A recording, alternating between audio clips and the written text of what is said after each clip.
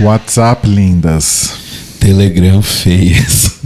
Eu já tô meio down, acho que eu tô um pouquinho gripadinho. Acho que eu tô meio gripadinha. Nossa, apareceu esse post pra mim ontem. Mas é isso, passei o sábado meio blé. Aí hoje, domingo, enquanto gravamos, já tô me sentindo um pouquinho melhor. Acho que precisava descansar também, sabe? Sim. Mas e aí? Eu tô bem. Ontem... Você tá meio fanho também, sabe que você tá gripado? Eu acho que eu tô meio gripandinho, mas eu não tô muito mal. Mas a gente anda vivendo muito, né, nos últimos tempos. Sim. A gente anda saindo muito com os nossos amigos. Quero parar de viver um pouco. E aí ontem foi no aniversário do meu querido amigo o Bruno Luvisotto. Ontem sábado. Ontem sábado. Eu sempre esqueço, tem essa questão do tempo. Mas ontem... Tempo, Sueli. Ontem fomos...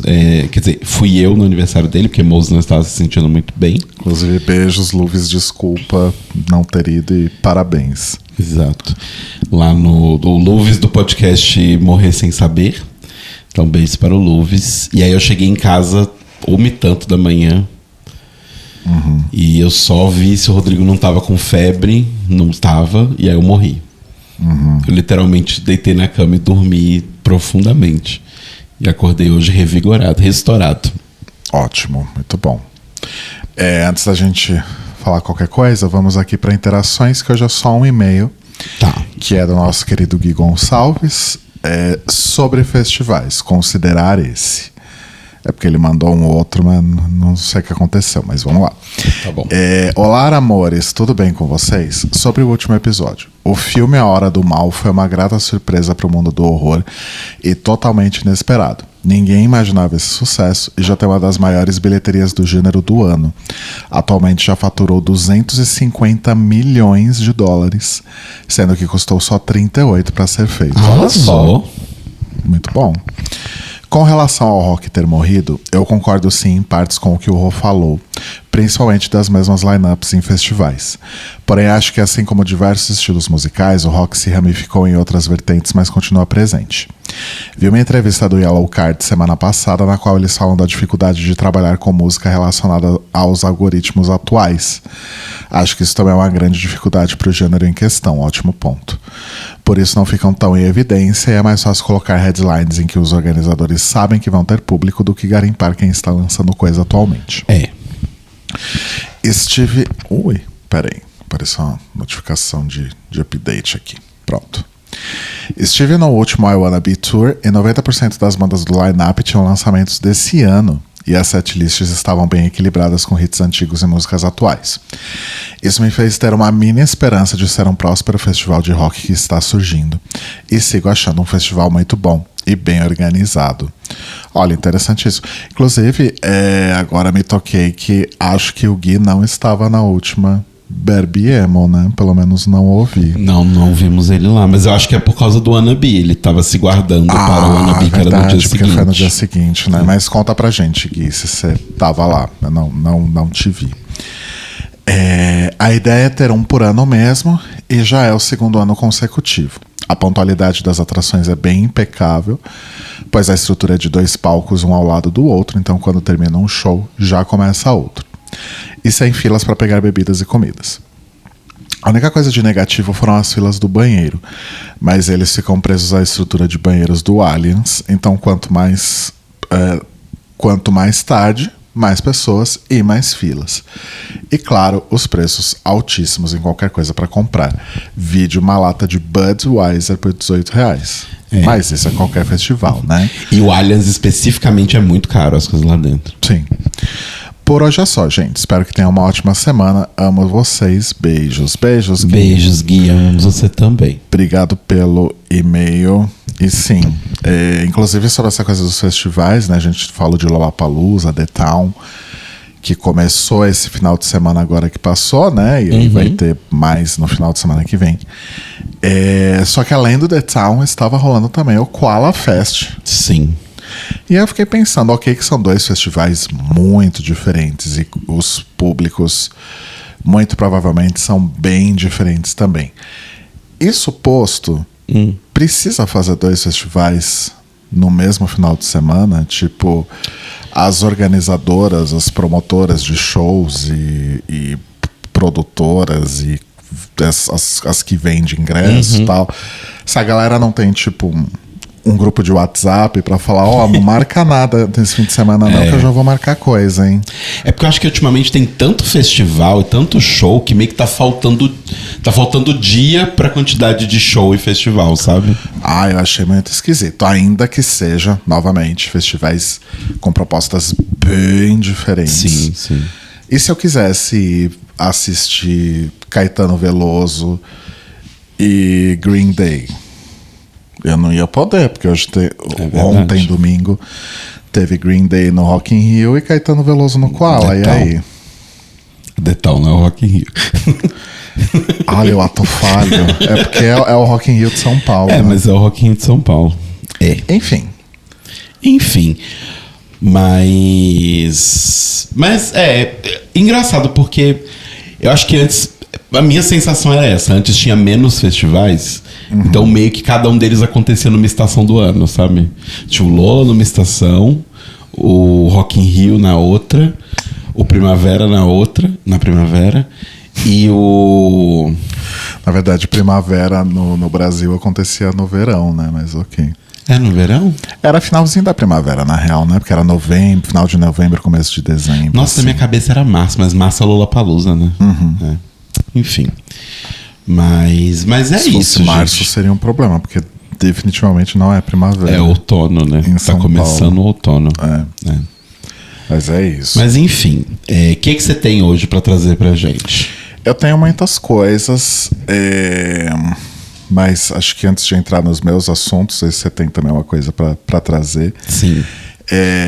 Só comentar aqui bem rapidinho, porque sem muita evolução, mas a gente visitou 2 apartamentos esse final de semana. E a gente chegou à conclusão. E tem outra coisa que a gente não contou para os ouvintes, que aconteceu durante a semana. Nessa segunda-feira, dia em que lançamos este episódio, vai acontecer uma visita aqui no apartamento em que moramos. Toca a bomba. Ih, você me pegou desprevenido, peraí. Porque, a gente contou que esse apartamento foi colocado à venda, não estávamos esperando por isso. O que faz com que antes nós tivéssemos um prazo total de 2 anos e meio, agora 1 ano e meio, para poder comprar o nosso AP e sair daqui com calma e tudo mais. Agora, esse prazo é volátil, porque a qualquer momento a gente pode ter que sair daqui em, no máximo, 90 dias. Então, isso também está acelerando aí, fazendo com que a gente repense várias coisas da nossa busca por AP.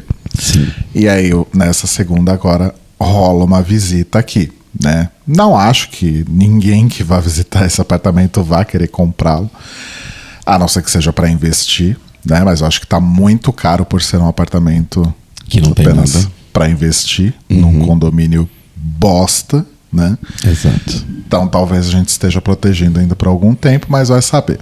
Exato. Então a gente foi ver 2 apartamentos meio que no susto, assim. A gente tinha separado mais alguns, só que a semana foi corrida, a gente só conseguiu mandar pro corretor, tipo, na sexta.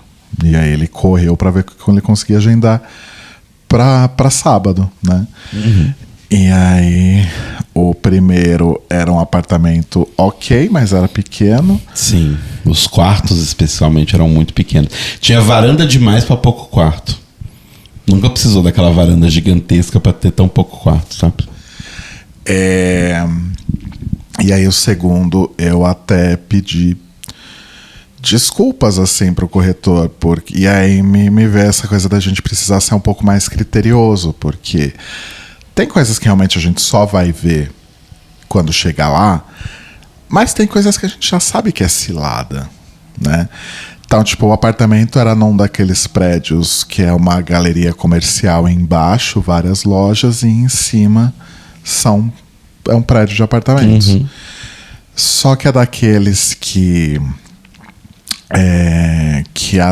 algumas janelas do apartamento elas dão para um hall que é aberto. Mas isso não tinha como a gente saber, né? Até aí tudo bem, porque inclusive eu já morei em apartamentos assim, conheço gente que mora em apartamentos assim e é super normal.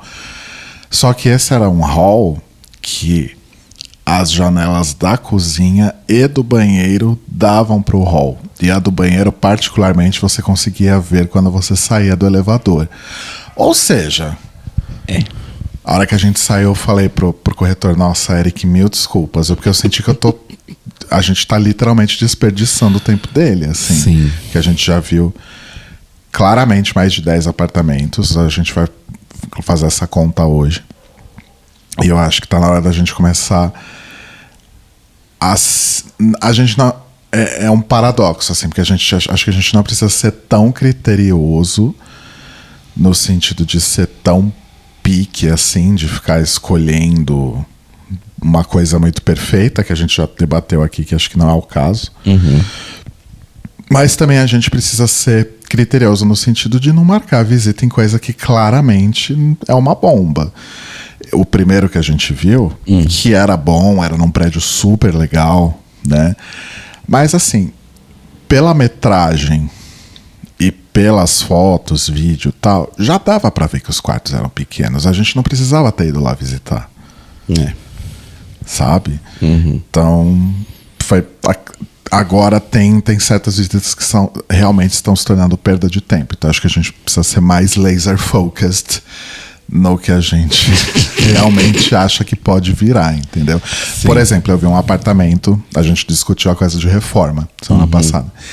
Eu vi um apartamento, um desses que eu te mandei por mandar, pra depois a gente discutir.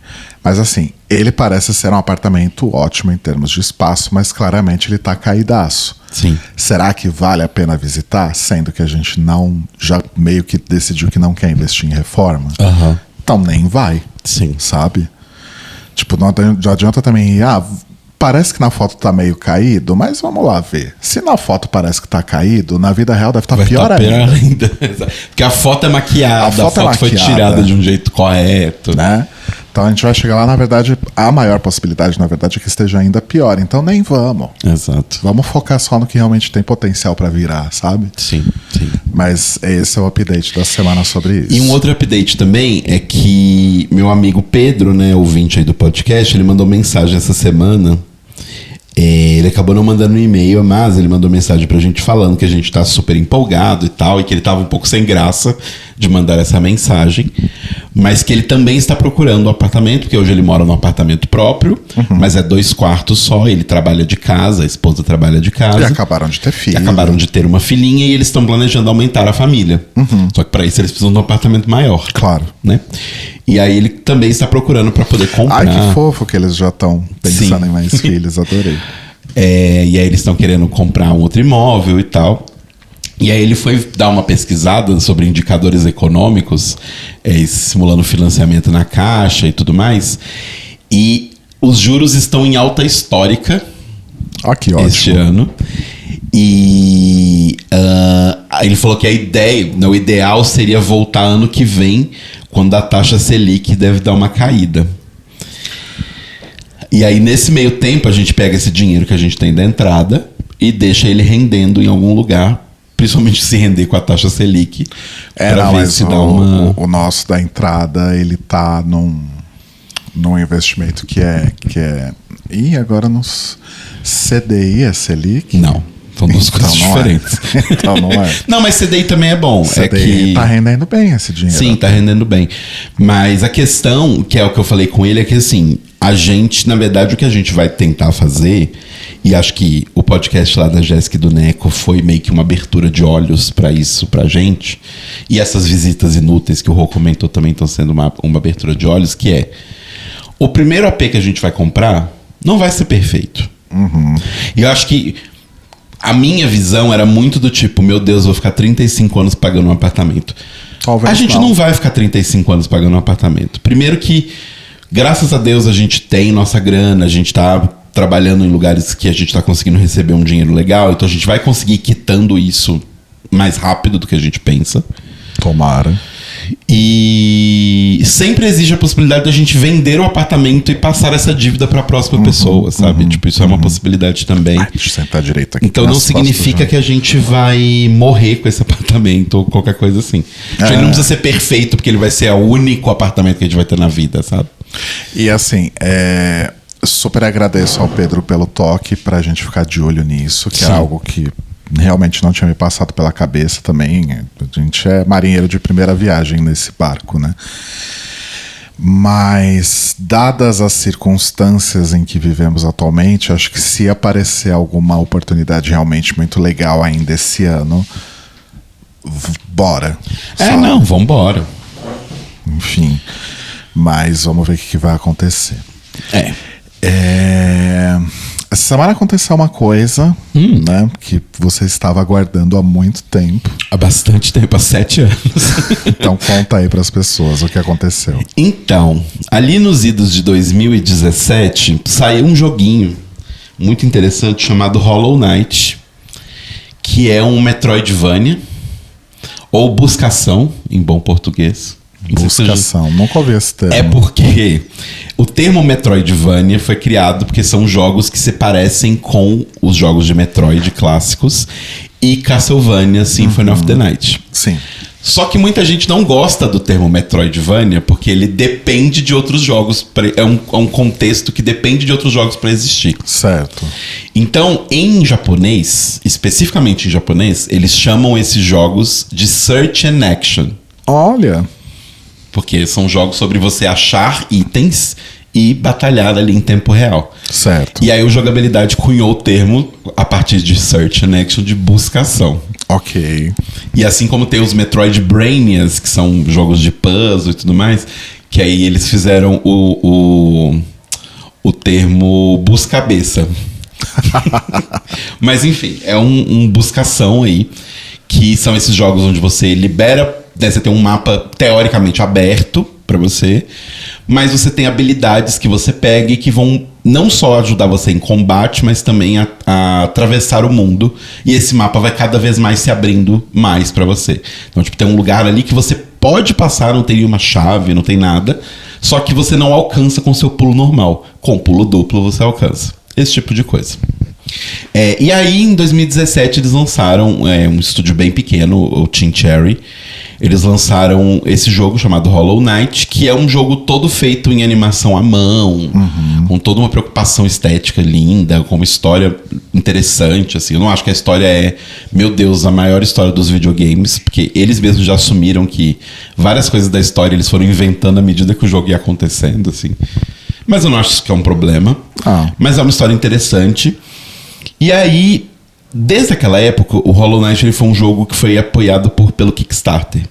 E eles já tinham prometido um DLC que você ia jogar com outro personagem, que é a Hornet, que é essa cavaleira ali que você enfrenta no jogo. Ela é um boss que você luta 2 vezes, mas ela tá do seu lado, ela só tá testando você. E aí o DLC ia crescendo, crescendo, crescendo, e eles se empolgaram demais e virou um jogo à parte. E esse jogo à parte demorou 7 anos para ser feito. E aí, finalmente, depois desses 7 anos, lançaram agora no dia 4 de setembro o Hollow Knight Silksong, que é uma continuação. Eu ainda não sei muito da história, mas aparentemente é uma continuação mesmo, que um evento ali do jogo passado foi citado nesse. Onde a Hornet, que é essa insetinha, ela foi meio que sequestrada. Porque assim, vamos lá. Hollow Knight é sobre um mundo de insetos. E a Hornet, por que ela é especial? Porque ela é filha do rei pálido com a rainha das aranhas. Ela foi criada pela rainha dos musgos, que é a rainha do reino lá. E ela foi treinada pela rainha das abelhas. Então ela é ela é uma princesa filha de 3 rainhas e tudo mais.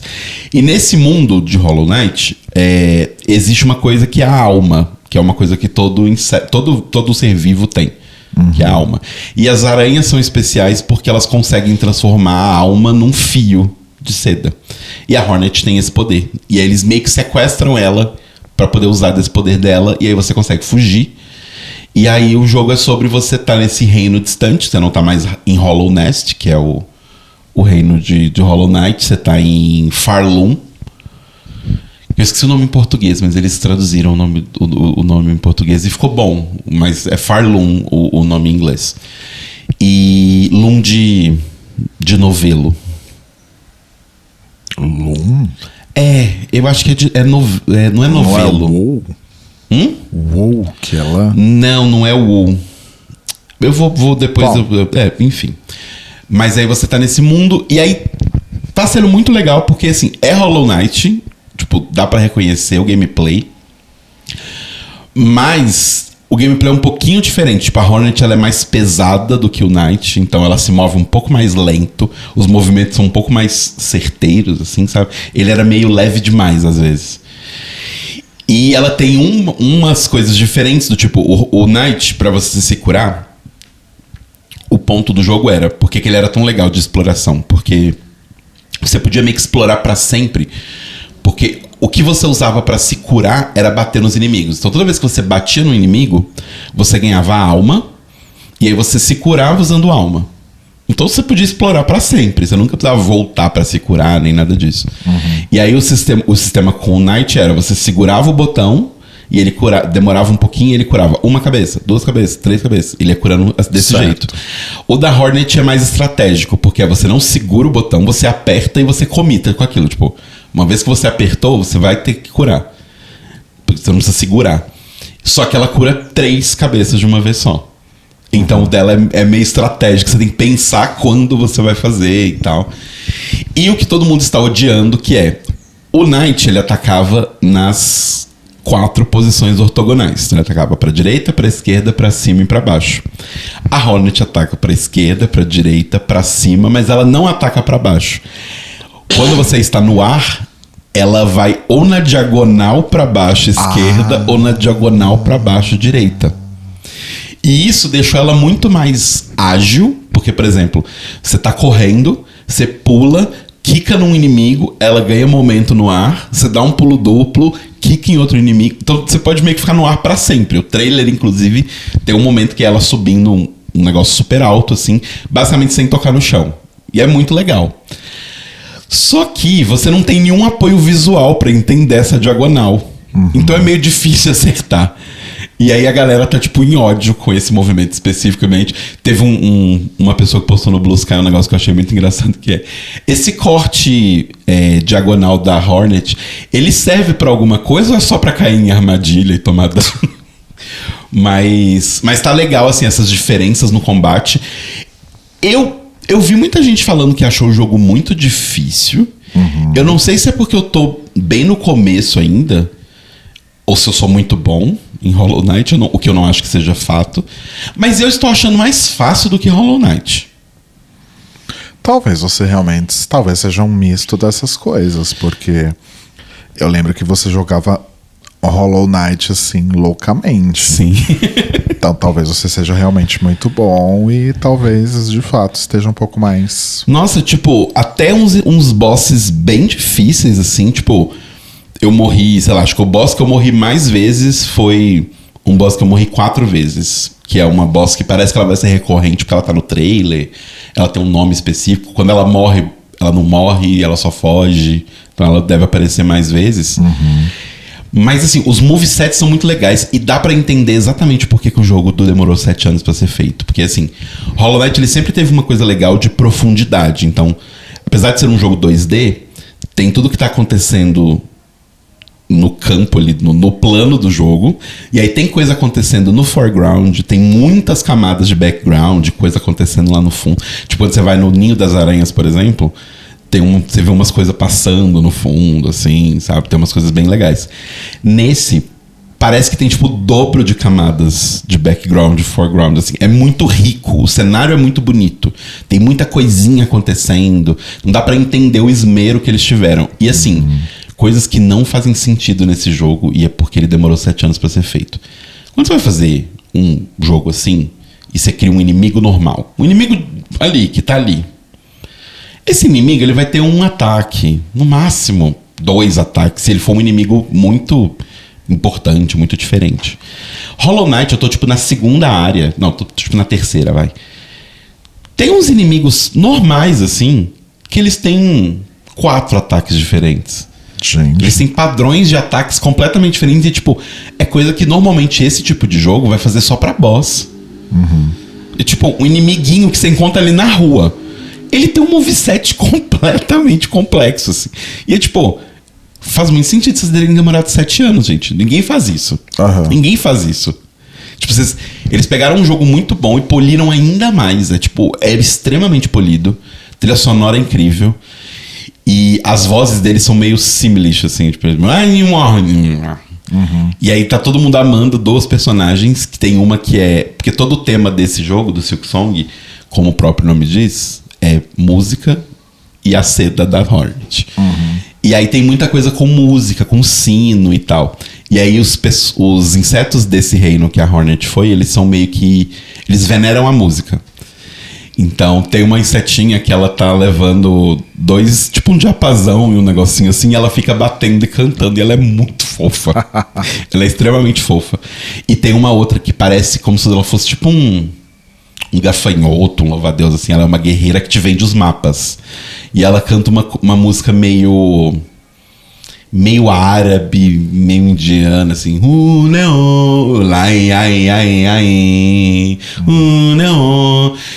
E, tipo, sério, esse jogo está perfeito. Arrasou. Eu estou amando demais. Joguem Hollow Knight Silksong. E, assim, eu tenho um negócio desse jogo que é... Ele não foi feito por uma equipe minúscula, tá? Tipo, está rolando isso. Só 3 desenvolvedores. Não. Só nos créditos tem mais de 100 pessoas. Eu não cheguei nos créditos ainda, mas é muita gente. Só que, assim, para um jogo desse escopo, realmente é pouca gente no time fixo. Mas não é só isso de pessoas, obviamente. Mas o que eu tô achando muito foda é que eles venderam, né? Eles lançaram o jogo pra... Tá na Steam, tá no Switch, tá no PlayStation e no Xbox, acho que tá no Game Pass. Então tá de graça pra quem assina o Game Pass. Só que fazendo uma conta rápida de padeiro, tá? Na Steam, tinham... no dia do lançamento, à noite, o jogo lançou às 11 da manhã. E aí, não era nem à noite, era tipo às 11 da manhã, então era ali umas 5, 6 da tarde. Eu sei que tinha 5 horas de lançamento do jogo. Tinham 517.374 pessoas jogando o jogo. Isso não é nem quem comprou. E aí e o jogo, ele saiu super barato, ele saiu por $20. No Brasil, na Steam o preço tá localizado, então foi R$60. No Switch também R$60. Que é muito barato pra um jogo desse escopo, assim. E aí fizeram uma conta rápida de padeiro, que é, vamos presumir que em todos os lugares é R$60. Tá? Tem lugares que é mais caro, no PlayStation é mais caro e tal. Mas vamos presumir que é R$60. Se você tirar os 30% que a Steam tira pra ela do jogo, em 5 horas eles ganharam 21.729.708 reais. Caralho. Em 5 horas que o jogo saiu. Ele basicamente, ele quebrou a Steam, ele quebrou a loja da Nintendo, ele quebrou a loja do PlayStation. Tipo, as lojas saíram do ar de tanta gente comprando o jogo ao mesmo tempo. Gente, que foda. E é muito foda isso, porque, tipo, não precisa vender o jogo a $80. Não precisa vender o jogo a R$500, igual a Nintendo faz. R$60 e eles vão, com certeza o jogo já se pagou. Claro. E, assim, eu tô muito feliz por eles. Eu gosto muito do Team Cherry. Durante um tempo eu fiquei com um pouco de medo de que esse jogo nunca fosse sair. Mas, nossa, eu tô adorando, gente. Tá sendo divertidíssimo. Não acho que é, tipo, a terceira vinda de Cristo. Porque tinha gente achando que, meu Deus, Hollow Knight vai mudar a minha vida. Não mudou a minha vida. É um jogo maravilhoso. Eu estou gostando muito. Mas é um jogo. Muito bem feito, extremamente bem feito, assim, no detalhe do detalhe. Mas, nossa, eu tô amando. Arrasou. Falando aqui, deu vontade de ir lá jogar mais. Calma que não acabou o episódio ainda. Eu tenho algo pra falar sobre isso, inclusive, também. Fale sobre isso. O meu amigo Arthur... Beijos para o Arthur. Qual deles? Eu acho que você não conhece ele. Mas enfim. Meu amigo Arthur, ele me mandou ontem, agora eu preciso achar, né? Um vídeo. Achei. Eu não vou pôr o áudio do vídeo aqui, porque eu fico com medo de dar ruim. Tá. Mas parece que tem um designer da Souvenir que é um pouco aficionado por Hollow Knight. Aham. Porque tem umas cores que chamam, por exemplo, tem uma cor que chama ermos fúngicos. Gente! Que aparentemente É faz uma referência região. a uma área em Hollow Knight. Eu tô lendo o vídeo aqui. E as coincidências aumentam ainda mais porque se você for descendo nessa página, em cores que você pode gostar, você vai encontrar a cor Jardim da Rainha, nome também de outra área em Hollow Knight. Sim. Além disso, você encontra também a cor Louva a Deus, que são os habitantes de ermos fúngicos. A pergunta que fica é, será que realmente temos um fã de Hollow Knight por trás desses nomes? Ah, provavelmente. Provável. Então a Souvenir aí também entrando no hype aqui. Amei. Eu tô procurando o sonzinho da insetinha aqui. Mas eu queria vídeos. Enquanto você vai procurando, deixa eu só contar uma coisa aqui meio besta, né, do meu dia a dia na academia. Então, essa semana que passou foi uma semana que, tipo, porque geralmente assim, eu tenho ido na academia 3 vezes por semana. E eu acho que eu já estou no meu recorde aí de 9 semanas direto. Arrasou. Na academia, sem parar. E geralmente eu vou tipo segunda e terça, segunda, terça e quinta, ou segunda, quinta e sexta, ou segunda, terça e sexta, ou terça, quinta e sexta. Enfim, quarta-feira é geralmente o dia que eu não vou. E aí essa semana aconteceu de eu não ir, de eu não conseguir. Eu fui na segunda, aí eu não consegui ir na terça, porque eu fiquei trabalhando até muito tarde. Na quarta eu não ia conseguir ir à noite, porque eu tinha um compromisso. Na quinta eu também tinha um compromisso à noite. Então só ia sobrar a sexta, que a gente também tinha compromisso à noite. Sim. E eu não queria ir no sábado de jeito nenhum. Ainda bem que eu não deixei pra ir no sábado, porque sábado eu acordei podre. Então na quarta-feira deu certo um negócio lá do trabalho, que eu achei que não ia dar certo tão rápido. Então o que eu fiz? Fui na academia na quarta-feira ao meio-dia.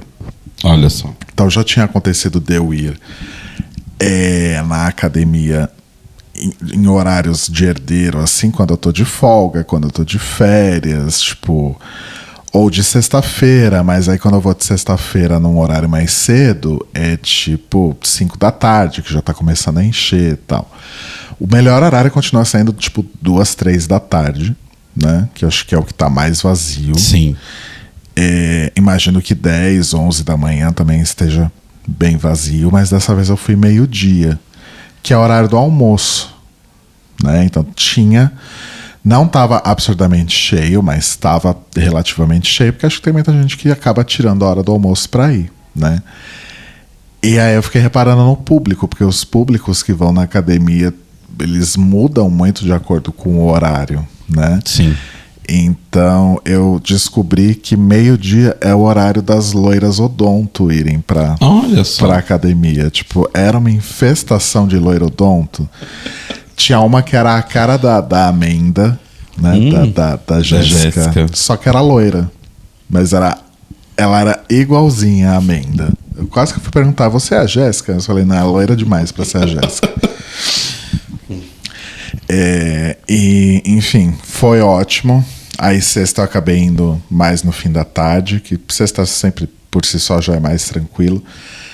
Mas fim da tarde, antes de dar ali 6, 7 horas, é um horário muito bom também para ir de sexta-feira. Mas assim, eu quero tentar fazer isso mais vezes, porque como agora a gente já tá aí, né, saindo do inverno, verão se aproximando, vai ficar simplesmente impossível frequentar aquele lugar de noite. Nossa, sim. Segunda-feira, né, que foi o único dia da semana passada que eu fui à noite, eu fui embora antes de terminar o treino, porque eu tava lá 2 horas e eu não consegui terminar porque em todos os aparelhos eu tive que ficar esperando. Tem dia que a gente chega lá à noite e tá impossível. Então, vai ser um grande inferno. Outra coisa que eu queria comentar de academia, que eu tava até comentando com a Rê, minha professora de Pilates. Tipo, tem uma galera que vai na academia. Eu não sei se sou eu que tô fazendo errado. Não sei, porque eu faço com muito cuidado. Eu vou levantando, vou aumentando carga só quando eu tô confiante de que realmente eu vou conseguir. Sabe? Quando, tipo, tá ficando fácil, então eu falo, beleza, deixa eu levantar mais um pouquinho. Cara, eu olho, tipo, tem um menino que vai lá, ele deve ter no máximo uns 15 anos, 16 anos. Ele deve pesar no máximo 50 quilos. Aí, sabe aquele exercício de você levantar a barra, que você apoia o antebraço, o cotovelo num apoio ali, acolchoado, e aí você levanta a barra, né? Sim. Cara, ele tava levantando uma barra de acho que de 20 ou 25 quilos. E aí claramente você vê que ele tava sofrendo demais. Eu não sei se é pra sofrer. Então, é pra doer, mas não é pra ser tipo, meu Deus, eu tô morrendo. Eu tava pensando, eu tô fazendo errado ou essas pessoas simplesmente são completamente malucas? Eu acho que as pessoas são completamente malucas, porque o lance é, pra você crescer, você tem que machucar a fibra do músculo. E aí o músculo vai se refazer usando proteína e tudo mais. E ele vai se refazer mais forte e mais inchado. É assim que é o processo de academia. Só que as pessoas, elas vão demais na parte do machucar, sabe? Tipo, tem gente que realmente parece que é tipo, é para machucar. E é tipo, amigo, não vai te fazer bem isso, sabe? Tem uma galera que é meio maluca mesmo. Aí eu fico pensando nesse garoto, porque tipo, ele é bem jovem. Eu realmente acho que ele deve ter uns 15, 16 anos. Então é uma pessoa cujo corpo ainda está em construção, né? A pessoa ainda está crescendo, o corpo dela ainda tá, né? E tipo, será que não dá ruim fazer isso? Tipo, o cara tá levantando basicamente metade do peso dele, sabe? Eu acho esquisito. Eu acho estranho. E aí você pensa, resultados, tipo, o garoto é mais magro que um varapau, uns bracinhos fininhos, levantando aquele peso. Algo me diz que não tá dando certo. Sim. Sabe? Enfim, que eu já tinha reparado nele outras vezes, porque é sempre isso, é sempre muito sofrimento, muita dor, muito peso. Eu tô lá há 6 meses, eu consigo ver resultados ainda que discretos. Não, no tem meu bastante corpo. resultados. Já tô começando a notar resultados assim um pouco mais expressivos nesses 6 meses e o garoto continua parecendo sei lá, uma vassoura, sabe? Sim. Enfim. Mas eram essas minhas observações sobre a academia. Eu também estou ganhando. Você tá nítido. É que você, como agora você tá fazendo mais dança e indo menos na academia, você precisa ficar de olho nisso pra você não perder o seu desenvolvimento, a sua evolução. Sim, não, mas é que eu preciso. É porque assim, eu realmente mordi mais do que eu consigo, eu vou dizer, assim.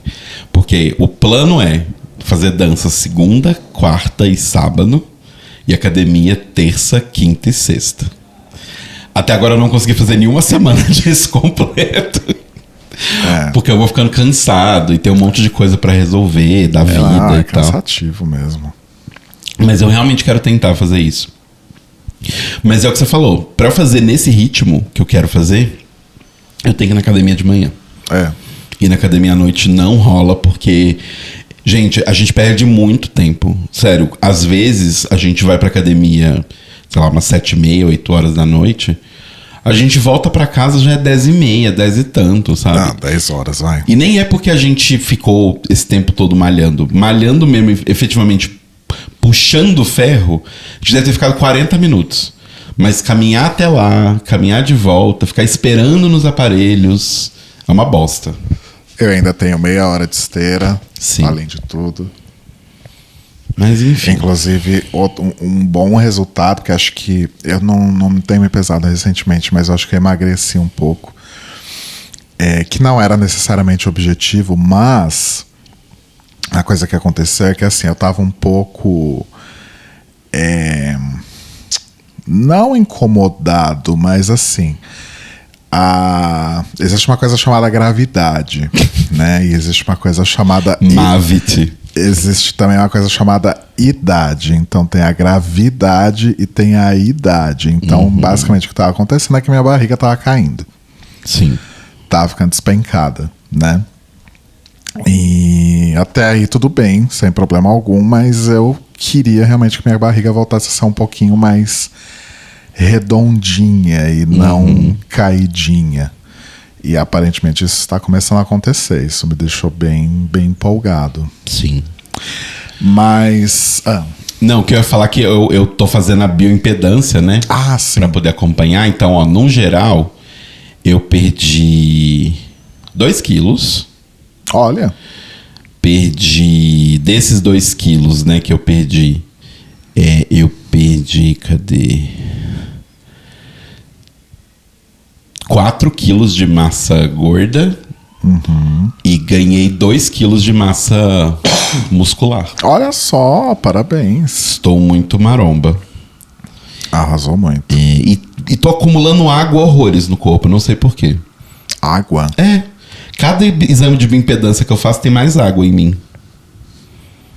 Isso é bom ou é ruim? Não sei. Que parece que você tá retendo líquido, então. Aparentemente. Curioso. Mas enfim. É isso. E eu achei setinha aqui, ó. Vou botar aqui o som. Põe. Why do you sing, little one? This Boney Gate seems like a poor audience. But of course I sing. Eu não quero que você fale junto, moço. Que fofo. Ela é muito bonitinha. Muito fofo. Duas coisas. Você tem mais alguma? Eu tenho só 2 coisas que eu quero falar antes de encerrar. Não, pode falar, meu anjinho. Tá.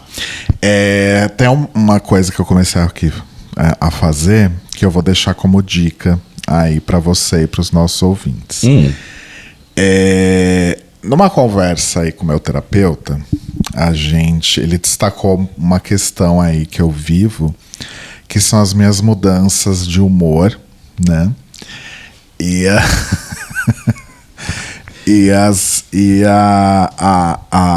habilidade, não necessariamente vamos tratar a habilidade aqui como uma coisa positiva, mas a habilidade que eu tenho de ser muito influenciado pelo ambiente e pelas pessoas. Eu não diria que as suas mudanças elas são necessariamente de humor. Não, mas uma coisa independente da outra. Ah, não, tá. O que eu diria muito é que você, assim... É mais sobre a sua vontade e seu engajamento de fazer as coisas. Ou ele é 900.000%, ou ele é menos 20%. Acho que isso já é uma terceira questão. Então, acho que tem a questão do humor, tem essa questão da influência do ambiente, das pessoas, enfim. E acho que tem isso também da minha disposição de fazer as coisas. Mas, enfim, sobre essa questão do humor especificamente, a gente chegou à conclusão de que seria legal fazer alguma espécie de diário para eu ir mapeando e entendendo o que pode ter gerado essa mudança do humor, né? E aí eu falei, mas como que eu faço? Ele falou, como você quiser, tipo, escolhe alguma coisa que seja fácil para você manter, né? E vai fazendo. Aí ele falou, sei lá, se você quiser fazer, você não precisa fazer um diário, tipo, escrever hoje aconteceu tal coisa. Não, faz, sei lá, uma nuvem de palavras, o que foi mais fácil pra você... Eu diria uma planilha do Excel. Conseguir fazer esse mapeamento. Aí eu falei, eu queria que fosse algo fácil, que tivesse ali à minha mão a qualquer hora. E aí eu comecei a procurar por aplicativos. E eu achei um aplicativo chamado Moodpress. Então é diário de humor, basicamente, né? Então o Moodpress, ele é um app que ele tem um calendário. Ele é pago, mas eu tô usando a versão gratuita, que já é o suficiente.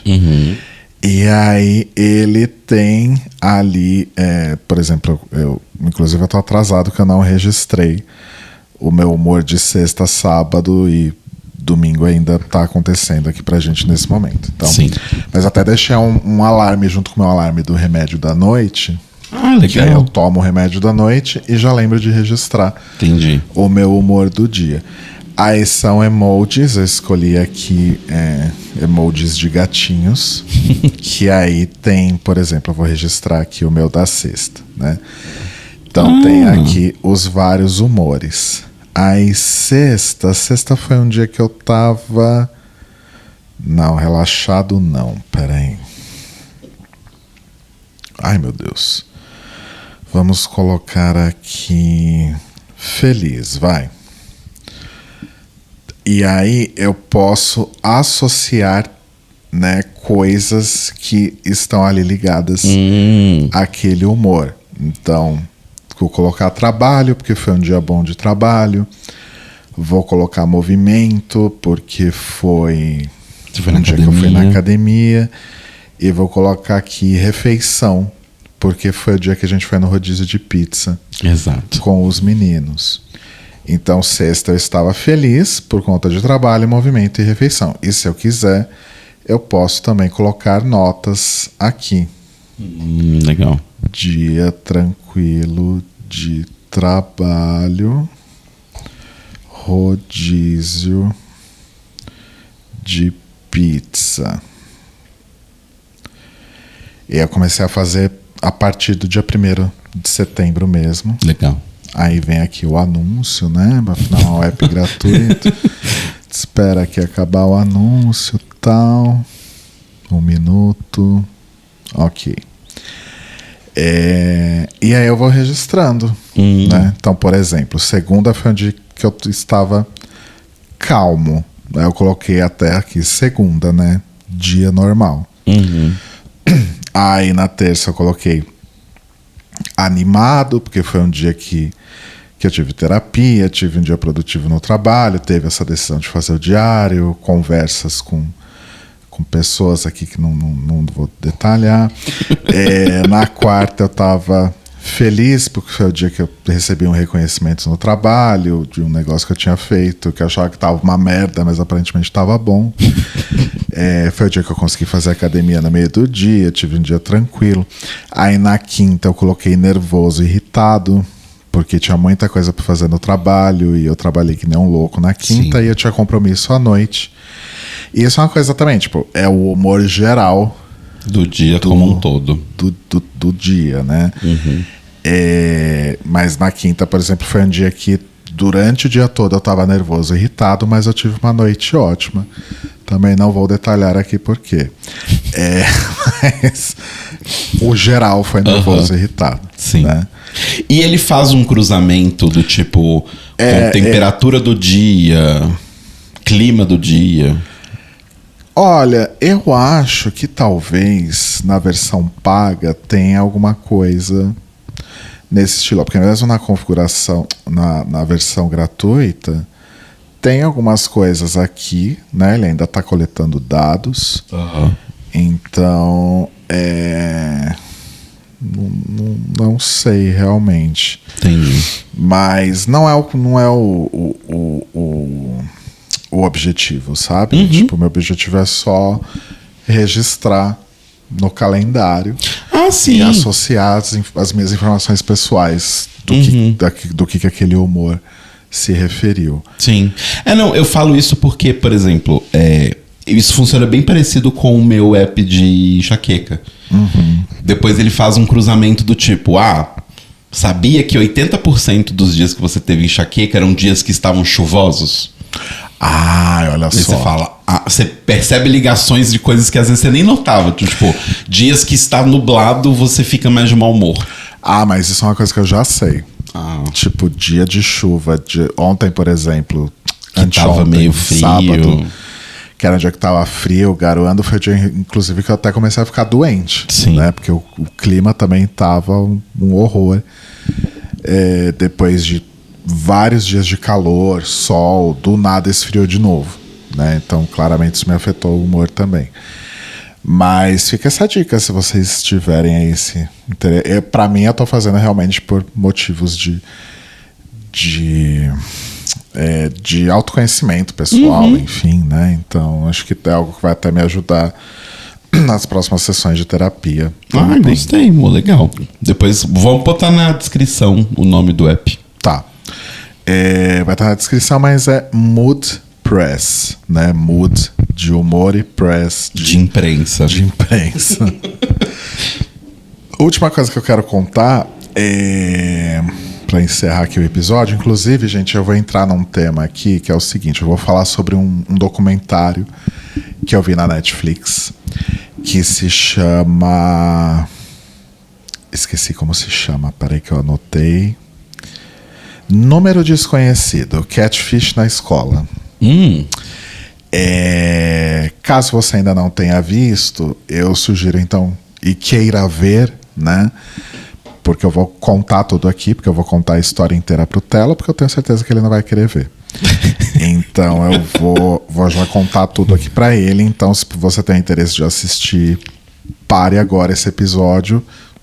Beijos até a semana que vem, gente. Porque senão você vai tomar spoiler. E caso você também seja sensível a temas e histórias e fatos que retratam aí abuso psicológico, então, beijos e até semana que vem, porque esse conteúdo aqui do fim do episódio não é pra você, tá? Pode ir, não tem problema, volto semana que vem, esperando aqui vocês desligarem. Tá, beleza. Então, a partir de agora, vou falar sobre Número Desconhecido, Catfish na Escola, documentário da Netflix com spoilers. Tá?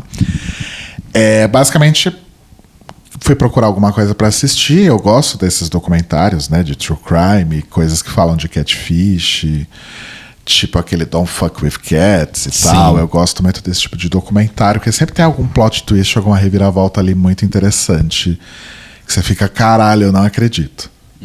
Né?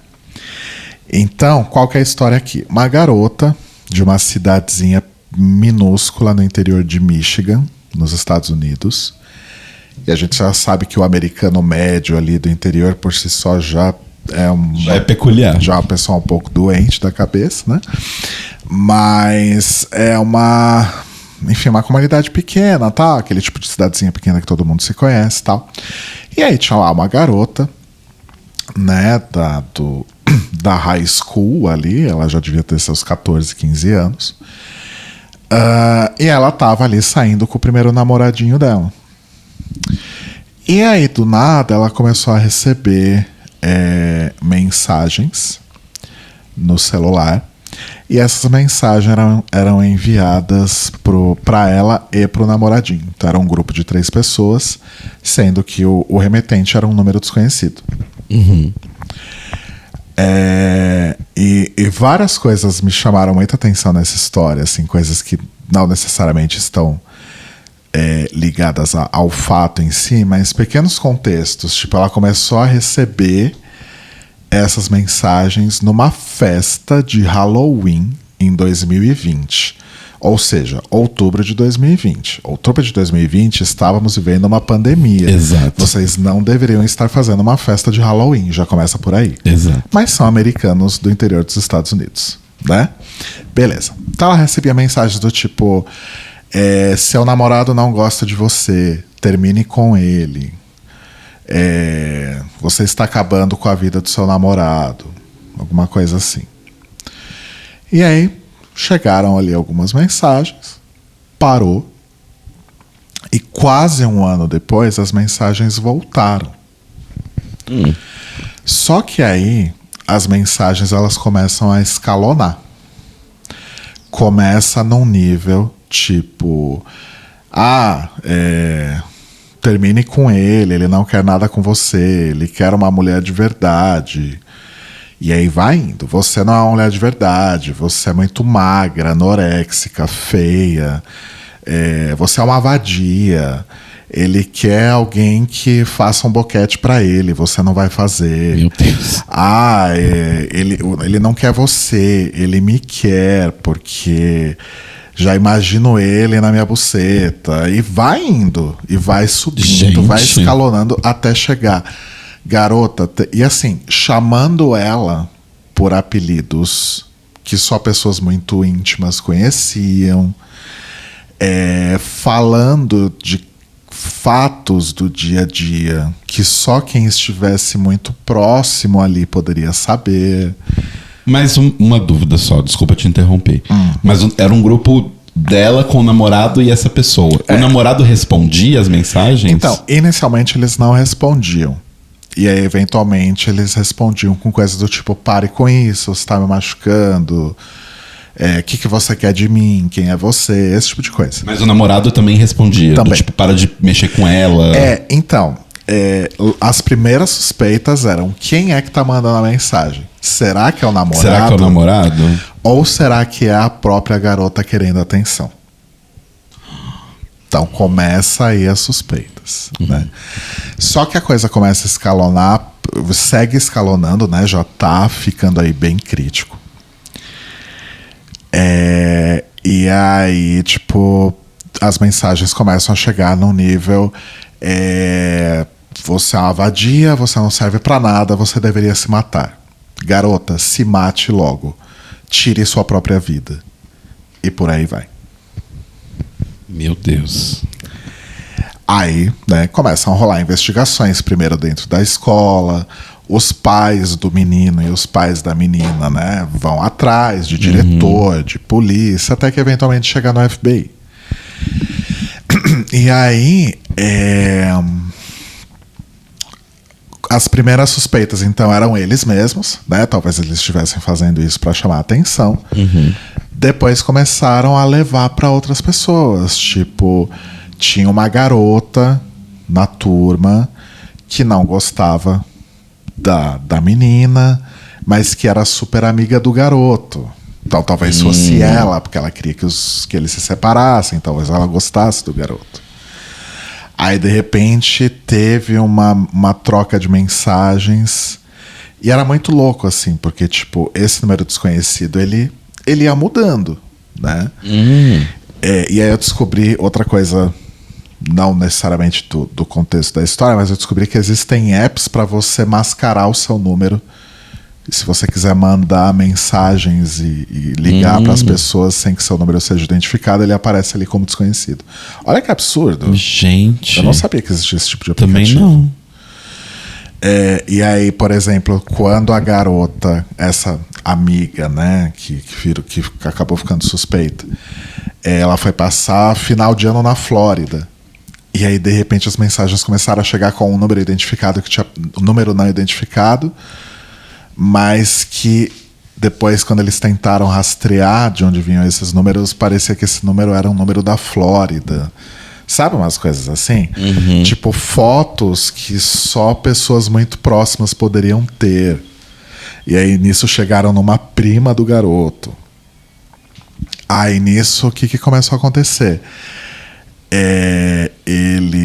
A garota e o garoto terminaram o namoro.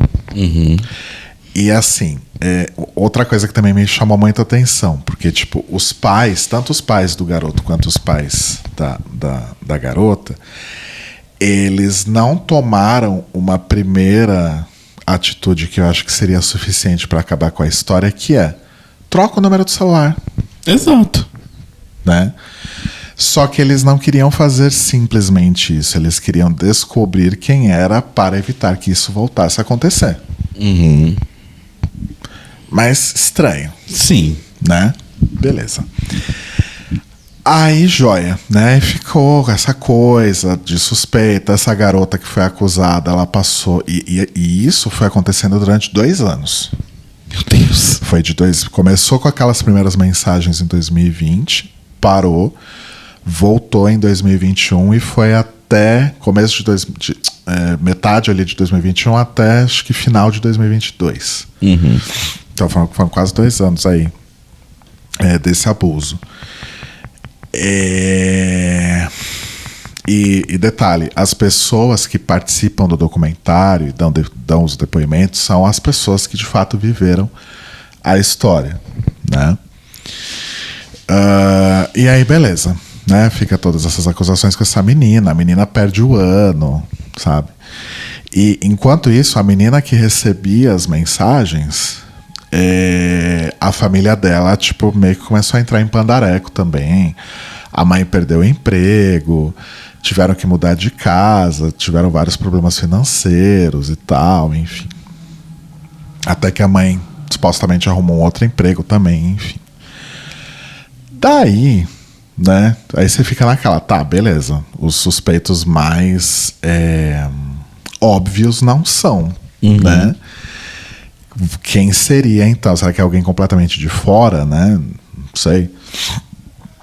E aí, de repente, o FBI lá, tipo, começa a fazer o rastreamento, pega os celulares dos dois, né? E baixa todos os dados, enfim, não sei o quê.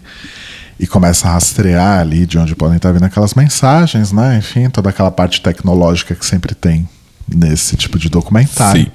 E aí eles chegam finalmente, né? Cruzando vários dados ali, eles chegam em um número em particular ali, que estava, né, usando o mesmo app sempre para mascarar o número. Né? Então eles falam, então, cruzando de todos esses números que a gente vê aqui, cruzando esses aqui, mais a questão do uso do app, blá blá blá, só pode ser essa pessoa. Vamos nessa pessoa. Quem é essa pessoa? A mãe da garota. Meu Deus. E eu falei, cara, não é ela, né? É um mal entendido. Vai ter um plot twist ali, né? Sei lá, clonaram o telefone dela, não sei. Não. Eles vão na casa dela. E aí tem várias cenas do documentário que são feitas com body cam dos policiais, né? Então são as imagens da câmera que tá presa no corpo do policial. E aí eles chegam nela, ela meio perturbada assim. E aí eles falam, foi você, tal, não sei o quê. Quando que isso começou? Ela, começou há algum tempo, tal. E aí você fala, caralho, é ela mesma. Era ela mesma que mandava mensagens pra filha dela do tipo, você é uma vadia, se mate. Meu Deus. Mas ela estava apaixonada pelo namorado da filha? Aí o resto do documentário vai evoluindo nessa trilha, né? Do porquê. Aí conta a história dela. Aí vem da mãe, né? Conta a história da mãe. Aí vem uma prima da mãe contar que ela sempre foi uma pessoa que queria muito chamar atenção. E que não sei o que, blá blá blá, bli bli bli. Aí lembra que eu falei o negócio do emprego, né? Porque assim, chegou um momento que conforme a coisa ia escalonando, eram centenas de mensagens enviadas por dia durante o dia todo. Então, e a mulher ela trabalhava com TI, alguma coisa de TI. Ela foi demitida de um emprego, é fato. E aí, supostamente, ela arrumou outro emprego. Mas era mentira. Ela não arrumou outro emprego. Ela saía de casa, fingia que ia trabalhar e passava o dia mandando mensagem para eles. Meu Deus! Eu fiquei muito chocado. E aí, por isso que eles tinham problemas financeiros. Porque, teoricamente, ela estava recebendo um salário e pagando contas. Só que não existia esse salário, então ela não pagava as contas. Um dia o marido chegou em casa e tinha uma placa de despejo, porque ela não estava pagando a hipoteca, aluguel, ou seja lá o que fosse. Eles iam ser despejados. Meu Deus. E aí começaram a procurar, né, por que ela estaria fazendo aquilo. Porque a mãe também ela foi presa, né, só para adiantar essa parte da história, ela foi presa.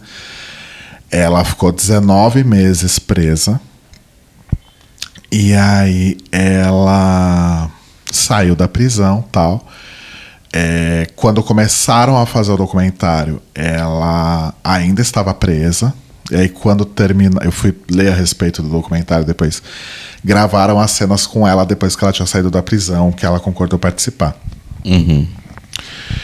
E aí ela conta que, tipo, quando ela era muito jovem, ela tinha sido estuprada quando ela tinha a idade que a filha dela estava chegando. Então ela acha, né, na cabeça dela, que ela fez aquilo para proteger a filha, para que a filha não corresse o risco de sofrer a mesma coisa que ela sofreu. E aí a entrevistadora pergunta assim, tá, mas claramente nas mensagens você sugeria que ela deveria se matar.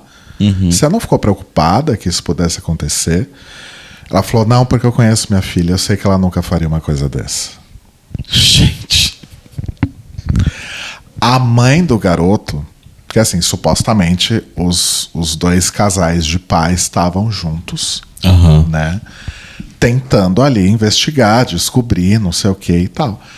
Aí a mãe do garoto, tipo, perplexa, falando, tipo, que ela demorou muito pra acreditar que fosse verdade, porque não fazia o menor sentido pra ela. Mas que depois ela começou a conectar alguns pontos. Tipo, a mãe, essa mãe da garota, tratava o garoto muito bem. De uma forma um pouco excessiva. Ao ponto de, tipo, sei lá, ele ia jantar na casa da garota, a mãe da garota, tipo, cortava o bife dele pra ele. Umas coisas assim. Então, talvez ela tivesse ali apaixonada de alguma forma pelo garoto também. Não sei. E aí o que eu achei curioso, porque eu sempre gosto de olhar ali pra parte, né, que analisa o lado psicológico da questão, enfim, as questões psiquiátricas aí envolvidas. Não foi diagnosticado dessa forma, mas tem uma hipótese que seja tipo uma síndrome de Munchausen da era digital, né? Que tem aquele clássico episódio lá, né? Aquela clássica história da Gypsy Rose. Isso. Né? E como que era o nome da mãe? Enfim, era uma mãe que basicamente procurava ali, inventava doenças para a filha, né? E a filha fazia milhões ali de tratamentos, a filha só se alimentava por um tubo conectado no estômago, enfim, porque era o jeito da mãe manter a filha por perto, precisando dela o tempo todo para sempre. Começou por uma coisa do tipo, dá pra ganhar dinheiro pela dó das pessoas. E aí virou uma coisa de atenção, e depois da atenção virou uma coisa de eu preciso dela. Tipo, sem a minha filha doente do meu lado, ninguém vai lembrar que eu existo. Então eu preciso dela do meu lado o tempo todo doente. Então aí foi mais ou menos uma coisa, mais ou menos indo por esse caminho, assim. Gente, eu tô porque chocado. ela ia lá, acolhia a garota e não sei o que, né? Então era uma forma de ter a filha dela ali perto dela o tempo todo. E assim, claramente que a garota dá entrevistas também, né? Ela no fim das contas, ela é a personagem principal desse documentário. E claramente você vê que a garota foi danificada de alguma forma por isso. Porque ela fala assim, tipo, claro que eu fiquei muito triste, porque, né, afinal, minha mãe fazer isso comigo, mas assim, eu amo muito a minha mãe, eu quero muito que ela saia da prisão logo pra gente ficar juntas, e não sei o que, eu falo com ela todo dia na prisão, e não sei o que, e a gente troca e-mails.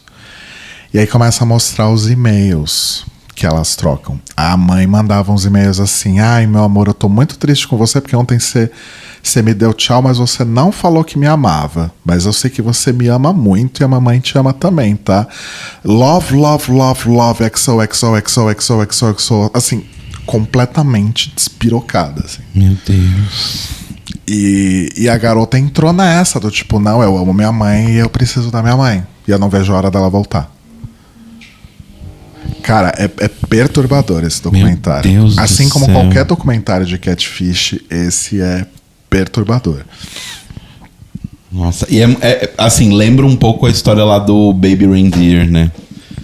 De alguma forma. Porque era essa coisa do tipo, o cara, ele queria atenção, no fim das contas, problemas que ele tinha passado no passado, e a única pessoa que deu atenção pra ele era uma pessoa completamente maluca, e aí ele se sentiu de uma maneira muito estranha, preso a ela pra sempre. E ele não conseguia dizer não conseguia abandonar ela. Claramente ela estava fazendo mal pra ele, mas ele não conseguia largar. Meu Deus do céu. Nossa, Eu tô muito chocado. chocado. Eu fiquei bem chocado assistindo, porque eu fiquei por muitos minutos esperando a reviravolta. Tipo, não é a mãe, é outra pessoa. Claramente é outra pessoa. Vai ter uma reviravolta aqui. Só que essa reviravolta não aconteceu. Tipo, era a mãe mesmo. Gente do céu. Eu tô muito chocado. Eu fiquei perplexo, assim. Perplexo. Nossa, gente. Pais que traumatizam os filhos.